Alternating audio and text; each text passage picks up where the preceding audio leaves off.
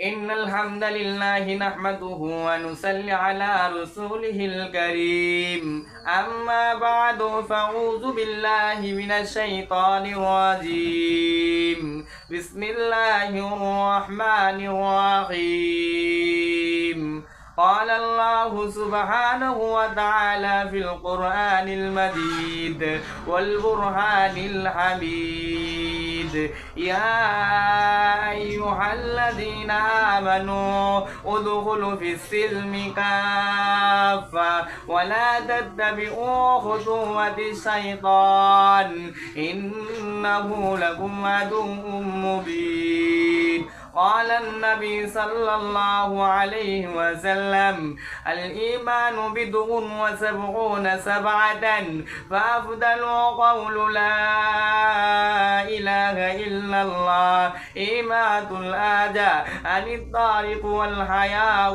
شعبة من الإيمان أو كما قال النبي صلى الله عليه وسلم.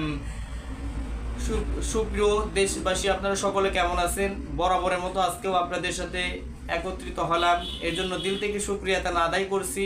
আলহামদুলিল্লাহ।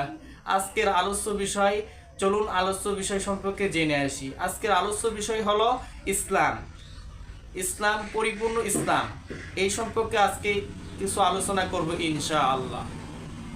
আল্লাহ রাব্বুল আলামিন ইসলাম সম্পর্কে বলছেন, Islam is the complete code of life. Islam একটা পরিপূর্ণ জীবন ব্যবস্থা। এ সম্পর্কে সূরাতুল আল ইমরানের মধ্যে আল্লাহ রাব্বুল আলামিন বললেন, ইন্নাদ দীনা ইনদাল্লাহিল ইসলাম, নিশ্চয় আল্লাহর কাছে মনোনীত ধর্ম হলো ইসলাম। অন্যথায় ইসলাম ব্যতীত যদি কোনো ধর্ম তালাশ করা হয়, আল্লাহ রাব্বুল আলামিন বললেন সেই ধর্মটা কখনো গৃহীত হবে না। আল্লাহ তাআলা সেই সম্পর্কে কুরআনুল কারীমের মধ্যে বলেন, অমাইয়াবতাগি গায়রাল ইসলাম আদ-দীনান, যারা ইসলাম ছাড়া অন্য কোনো ধর্ম তালাশ করে, আল্লাহ রাব্বুল আলামিন বললেন ফালাই ইউকবাল, সেটা কখনোই কবুল করা হবে না। ওহুয়া ফিল আখিরাতি মিনাল খাসিরিন, আখিরাতের দিবসে, আখিরাতের দিনে তারা ক্ষতিগ্রস্ত অন্তর্ভুক্ত হবে।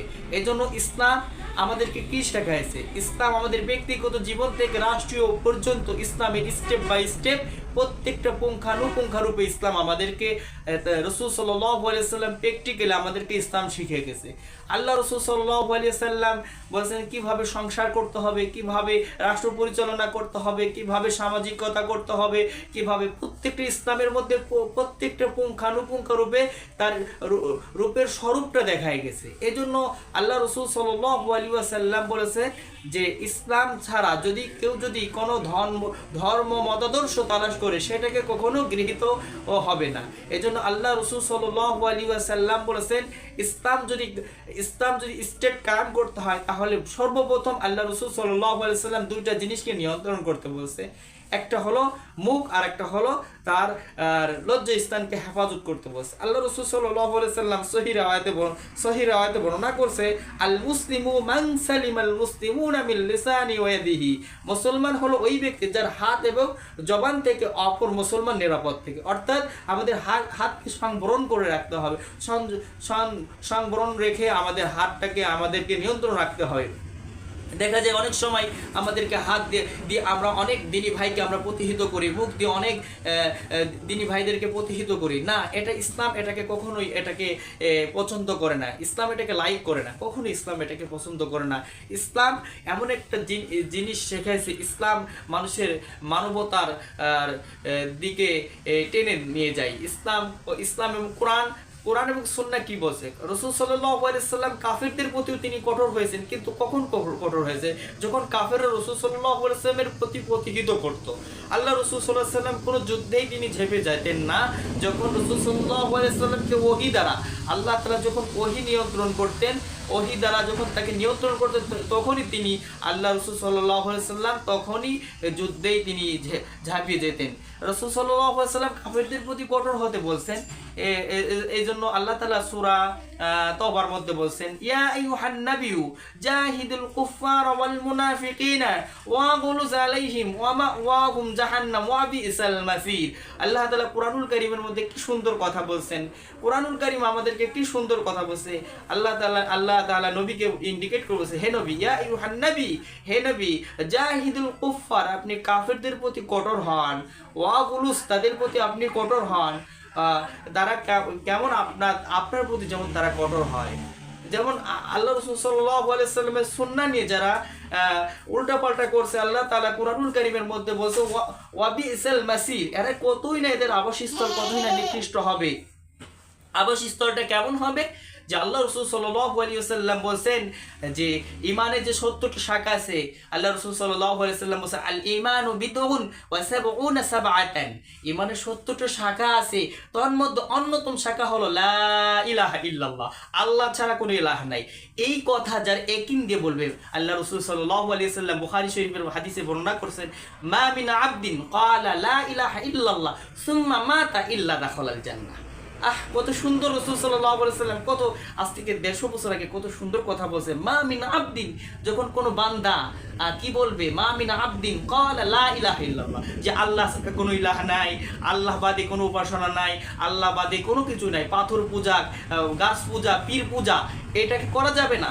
পীর পূজা করা যাবে না, গাছ পূজা করা যাবে না, পাথর পূজা করা যাবে না। আল্লাহ রাসূল সাল্লাল্লাহু আলাইহি ওয়াসাল্লাম বলেছে সুম্মা মাতা, এর উপর মৃত্যুবরণ করবে, ইল্লা দাখালাল জান্নাহ, সে জান্নাতের মধ্যে প্রবেশ করবে। আল্লাহ রাসূল সাল্লাল্লাহু আলাইহি ওয়াসাল্লাম এই জন্য বলছে, আল্লাহ রাসূল সাল্লাল্লাহু আলাইহি ওয়াসাল্লাম বলছে ইন্নাদ দীনা তাখুযুহু আম্মা তাখুযুকুম, তুমি ইন্নাদ দীন হাযাদ দীন, নিশ্চয় এই দিন তোমার কোথা থেকে নিচ্ছ, আম্মা তাখুযুহুম, কার কাছ থেকে গ্রহণ করছো, যাকে তাকে কাছ থেকে মানে দিনের সবক নেওয়া যাবে না। দিনের সবক নিতে হলে প্র্যাকটিক্যালে যারা নেককার, যারা আল্লাহওয়ালা, আল্লাহ রাসূল আল্লাহ তাআলা সূরা কাহফের মধ্যে বলছে ইন্নাল্লাযীনা আমানু ওয়া আমিলুস সালিহাতি কানাত লাহুম জান্নাতুল ফিরদাউসি নুজুলা। কত সুন্দর কথা বলছে আল্লাহ তাআলা, এখানে সংশয় দেন নাই, এখানে ডাইরেক্ট বলছে ইন্নাল্লাযীনা আমানু, নিশ্চয় যারা ঈমান আনবে, ও আমিলুস সালিহাত, যারা নেক কাজ করবে, তাদের জন্য কি আপ্যায়ন করে রেখে দিয়েছেন জান্নাতের মধ্যে, কি জান্নাতের মেহমান হিসেবে তারা হবে, কানাত লাহুম জান্নাতুল ফিরদাউসি নুজুলা, তাদের জন্য জান্নাতের উঁচু মাকাম, যে জান্নাত আপনারা সকলেই জানেন, আমরা জানি জান্নাতুল ফিরদাউস উঁচু মাকাম আমাদেরকে দান করবে। এই জন্য একটা মুমিনের জন্য দয় দুনিয়া সমান একটা জান্নাত থাকবে। কত সুন্দর। এই জন্য আল্লাহ রাসূল সাল্লাল্লাহু আলাইহি ওয়াসাল্লাম বলেছেন ওই কান কখনো কর্ণপাত করে নাই, ওই চক্ষু কখনো দেখে নাই যে জান্নাতের নিয়ামত, কিন্তু ওই কান কখনো কর্ণপাত করে না, ওই দিল অন্তর কখনো অনুভব করে নাই যে ওই জান্নাত কতটা বিশাল। ওই জান্নাতের কথা আল্লাহ তাআলা সূরাতুল আল ইমরানের মধ্যে বলছে ওয়াসাইরু ইলা মাগফিরাতুম মির রাব্বিকুম ওয়া জান্নাতুন আরদুহাস সামাওয়াতি ওয়াল আরদ উইদ্দাত লিল মুত্তাকিন। সুবহানাল্লাহ।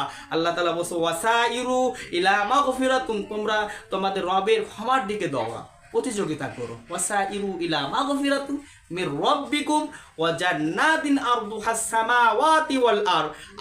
ওই জান্নাত কত বড় জান্নাত! আল্লাহ বলছে আসমান এবং জমিনের, আসমান থেকে জমির যত দূরত্ব, এত দূরত্ব ওই জান্নাতের প্রশস্তটা। সুবহানাল্লাহ। আর ওই জান্নাত কারা পাবে? উইদ্দাত লিল মুত্তাকিন, মুত্তাকিনরা পাবে। তাই ইসলাম যদি আমরা রিয়েল ইসলাম যদি মানি, যদি আল্লাহ তাআলা রাসূলের অক্লান্ত করে যারা ইসলামকে, যারা তাজা রক্ত সাহাবায়ে কেরাম, যারা তাজা রক্ত মাধ্যমে ইসলাম আজকে পেয়েছি, আজকে এই দেশে বড় বড় আল্লাহর ওলিরা এসে, যারা শাহজালাল, শাহপরান, শাহ মাকদুম, যারা এদেশে যারা ইসলামের প্রসার ঘটালো, তাদের অবদানটা অনেক। তাই আজকে আমরা ইসলাম যদি মানতে হয়, তাহলে আমাদেরকে আল্লাহ রসুল, সাহাবি, তাবিন, আইয়ামে মুস্তাহিদিন, সালফে সালিহিন, উলামে মুতাকাদ্দিমিন, স্টেপ বাই স্টেপ প্রত্যেকেই আমাদেরকে অনুকরণ করতে হবে। এই জন্য রাসূলুল্লাহ বলছে একজন সাহাবিকে যদি, আমার একটা আদনা সাহাবিকে যদি কেউ অনুসরণ করে, সে হেদায়েত পেয়ে যাবে। আল্লাহ রসুল বলছে আর সাহাবি কান নুজুম, এক একটা সাহাবি হলো আকাশের নক্ষত্রের মতো। একটা সাহাবীর যদি কেউ অনুসরণ করে, সে হেদায়েত পেয়ে যাবে। এই জন্য আল্লাহ রাব্বুল আলামিনের কাছে দোয়া রাখি, রব আপনি আমাদেরকে জান্নাতের আলা মাকাম দান করেন। আমাদের এই ভিডিও যারা আপনারা দেখবেন, প্রত্যেকে শেয়ার, লাইক, কমেন্ট করবেন, অবশ্যই আমাদের সাথে থাকবেন। আপনাদের প্রতি আমাদের মোবারকবাদ, সালাম, আমার প্রতিও আপনাদের ভালোবাসা এই রেখে আপনাদের কথা, আমার কথা এখানে আপনাদের সকলের প্রতি যে নসিহা করলাম, এ কথা এখানে ইতি করছি। সকলে ভালো থাকবেন, সুস্থ থাকবেন। আসসালামু আলাইকুম ওয়া রাহমাতুল্লাহ।